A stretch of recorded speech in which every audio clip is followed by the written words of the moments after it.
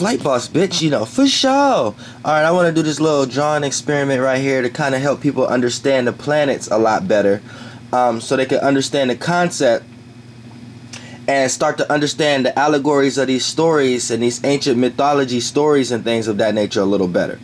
So, for the most part, since we have an overall and we're in an overall imagination or dream, then you are doing that in a smaller form. So for the most part, we're going to start to understand the planets. So I want you to draw like a little dot. It's going to be similar like my spirit test, but something like it's going to be different. It's a little dot. So right here. So off the back right there, you know that this is your actual your spirits per se. So for the most part, you building your mind, right? I want you to draw a 360 circle around that. Now, you drawing a 360 circle right there, right? Now, this is your space, your circumference. You wanting to expand. You being a spirit in a form of contraction, and you wanting to expand out, you know, and experience all that imagination that was in that contraction. You see what I'm saying? So you want to expand out, and you want it to be visualized in some way, shape, or form.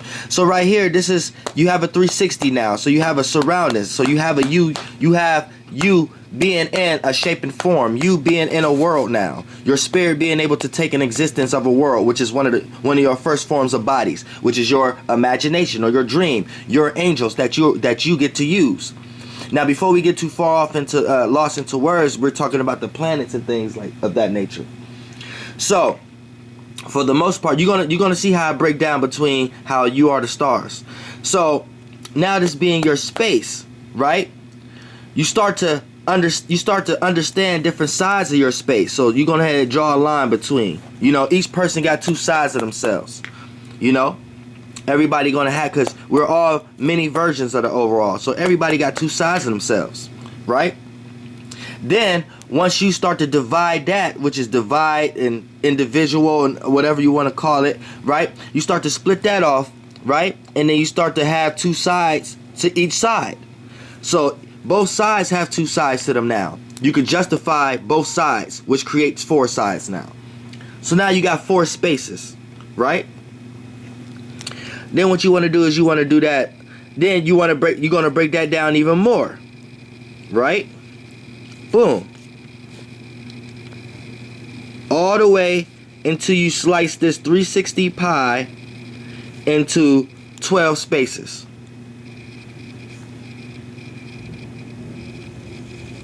Make sure I don't get this wrong. Boom. 1, 2, 3, 4, 5, 6, 7, 8, 9, 10, 11, 12. So, now you got 12 separate spaces. Now, if you are more one within yourself, all these spaces may come completion for you, but for the most part, you're here to learn each space of yourself or each space in this realm or location that you are in, which is the space and the imagination that you are creating for yourself. So I even like to do this. I even like to color each in so we can learn how to differentiate, because it's all going to be like yang yin, electric magnetism, masculine feminine. You see what I'm saying? Energy going in, out, in, out, in, out. You know what I'm saying? So that's what's actually happened. As you see right here, we just made the Resident Evil logo for the motherfucking the T-Virus Corp. So you see with the Umbrella Corp, so you see what the fuck they was up to already. So for the most part, these 12 spaces is you learning about yourself. Now, you learning about yourself, you're not doing nothing but going within, right? Anytime somebody learn about themselves, they're going within, right? So this means that you're going within. So when you go within, you're tapping into the mental and your emotional state, your vibrational state, right? So each of these is going to correlate to each vibrational state, right? So that's a space. And the more you learn each space, the more you are experiencing that, where shape and form can be taken out of that space. So for the most part, for the first space that you came from, right? Say that's right here. That's the first space, right? Then say this the second space. So we will call the first space, let's say the first space was the head, Aries. Then boom, let's say Taurus. We just giving them names, but they ain't had these names yet, right? Gemini, Cancer, Leo, Virgo, Libra, Scorpio, Sagittarius, Capricorn, Aquarius, Pisces. Now I'm just giving them these names, but remind you, these are just spaces right now. Vibrational states that you are in. Remind you, the first space that you separated from yourself was the split between the two. So if that was correlated this way, see where Aries lying at? Remember when you split it down the middle and it was this way? See where Libra at? Boom. Now, once you understand each space, you know this was more personal. This is the first personal outlook that you had. So this is going to deal more with your personality, personal issues, and affairs. You see what I'm saying? Or your personality in general. Or how you personally came here to initiate and create your new imagination as this 360 in general. The second space you moved in when you looked a little bit over, you know, trying to understand your surroundings, right? You want to form that instability now. You want to be fixated in that first imagination, right? So this is something that you value now. Boom. Now it's something that becomes your surroundings, which is the third house. Your surroundings, and it becomes familiar now. See what I'm saying? Now it comes Cancer. It becomes home. Now it becomes home. It's something that you care about. Now Leo. Now it becomes a form of entertainment or creativity, or something that you can use to entertain others with now, or have a form of comfort or show a form of heart for others. Now, sixth house. Now you have to work on this on a day-to-day basis. Make sure it's part of a routine schedule.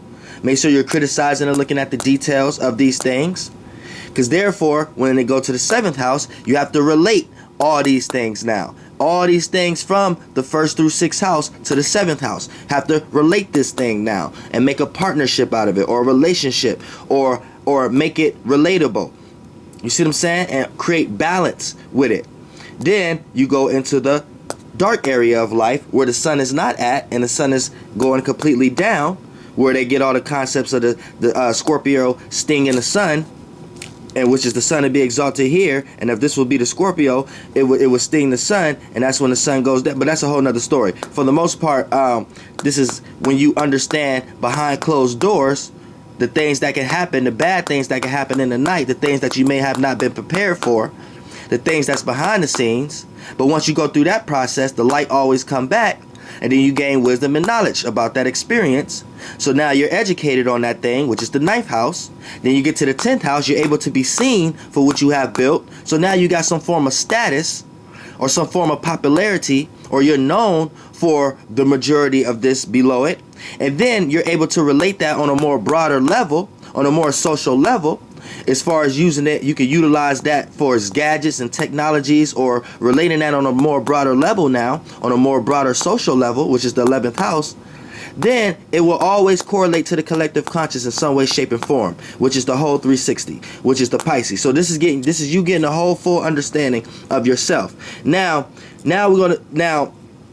remember, it's not the signs yet. This is the spaces of you understanding yourself. From the first house, your personality, what you value, from your surroundings, from what you feel like is home, from what you feel creatively aspired to do. From the sixth house, what you want to practicalize and work on every day. From the seventh house, how you want to relate it. From this, or you know what I'm saying, create some type of balance. To the eighth house, to the depths of it, and the behind the scenes of it, and what it really means from an alternative motive standpoint. To the ninth house, to the wisdom and knowledge and the enlightenment that you're getting from it, and the wisdom. To the 10th house, to how you're gonna be seen, or what's gonna be the status, or what's gonna be the actual stability of this overall 360 that you're of imagination that you're creating. To the 11th house, to how it's gonna be broadcast, or how it's gonna be put out, as far as technology, or as far as socializing, or creating imagery that can proceed and extend itself. And this could do to, and then the 12th house, the collective conscious, for it to go in another realm and continue on doing the same thing and expand, and then it could do this thing again on a broader level. This is where we get the concept of a broader 360. Now, for the most part, and the higher star system. But before we get there, right now, you need to understand this. This is the planets came first. So this is now we're starting to understand the planets. So when we understand the planets now like I said, don't take in Aries and none of that yet, because the planets is what created all those stars, constellations. Those are like the tissues and the vessels and the bloods around the body. Now, but the organs itself is like more like the planets. So for the most part, say for an example, you've been in one space and you've been vibrating there for a minute. So let's say for the most part, right here. In this space right here, when you're relating and trying to do something opposite, you start to feel the vibration of love and appreciation and value, right? So right here, once those shapes and forms start to manifest out of you being in that space for so long, and certain densities comes out of the rainbow waters, right? This becomes an energetic cell. Now this becomes like a cell, a larger cell than the others, or just a larger cell or a larger light source, or however you want to call it, right? Now, right here, it plays as like a spin cycle. So this is where you get the spin cycle from. So it's always rotating, right? It's always a spiral system going on. So when you get a spiral system coming from one angle to another, it's always going to, in a 360 space, it's always going to seem like it hits the in conjunction sign, right? So for an example, if you was in this space vibrating, and since this is the 7th house, it made you, when you're in this space, it make you feel things like love, appreciation, relativeness, compromising. Then once it do a spiral, it's going to lead off into the 2nd house. So this cell rules, or this, well, we're going to call it a planet, right? We're going to call it a planet right now, and we're going to call it Venus right now. This planet is going to revolve around the 7th and the 2nd house. So it's going to be the space it likes to be in, because the rotation spiral, the realm of reality it's in, the spiral that it's associated with, is going from 7th to 2nd house. So as it's doing that, and as it's taking on its own life and creating other representations, it's going to end up creating, and when it start to interact and have sextiles and trines with other cells, as we're going to get into it, this is going to, it being in its space, it's going to start creating the star constellations of Taurus and Libra. See what I'm saying? So now we're going to start understanding the patterns and why certain planets rule other planets. Same way you get to the Aries right here, and then you go to Scorpio. It's the same way in this space it would be Mars, right? So Mars would develop out of the space of Aries. Now remind you, all the planets, right, derive first out of the Yang planet, out of the Yang signs. So you see how I got light, dark, light, dark. Look at that as energy, magnetic, Yang, Yin. So Aries will be Yang, Taurus will be Yin, Gemini will be Yang, Cancer will be Yin. So the planets formulate out of the spaces of the Yang, because the Yang push out, but it was seeded by the Yang when the Yang goes into the Yin, right? So that's when that little spiral, like I said, right? So for the most part, when Venus was right here, right, the space of Libra seeded the 2nd house of Taurus. Then what got birth out of it is what you see that got spiraled out of Libra, which is the the Venus planet. So I always get those mixed up. Venus planet, and then once it's alive, that rotation still get going in the same space it was birthed from. So it has a male and a feminine characteristics to Venus. So Venus rule over Libra and Taurus, but Libra would be the male characteristics of it, and Taurus will be the feminine characteristics of it. Now, when you get to say same thing as Mars, so Mars will be formulated out of Aries, since Aries will be the light, the Yang. So it's seeded into Scorpio, then it got birthed back out of Aries. So once it did the spiral always plays as an in conjunction. So once you see Aries, boom, it's gonna do the same spiral, and you see how Venus, they create like a butterfly effect because they crossed each other out. So this is why Venus and Mars don't get along like that, because Venus is on the spiral right here with the Taurus and Libra, and then Mars right here is on the spiral with the Scorpio and Aries. So now they create a X and out butterfly type thing, right? But for the most part, when Mars came right here, right, it's always going to spiral in conjunction, and then it's going to play out in Scorpio. So the male characteristics of Mars play out through Aries, and the feminine characteristic of Mars plays out through Scorpio. And then you could keep doing the same thing until you reach to the top where you get Uranus, and a motherfucking Saturn being in the same spot. But this is like developing the spaces and how you understand where something falls at, where something rules at, where something is away at. See, now you can tell that Venus being in this space will be away, because the realm of reality is in another level of existence. It's on another plane. It's not on the same plane as Mars. So once Libra get in this space, which is the Scorpio space, it's unaligned with its actual spiral.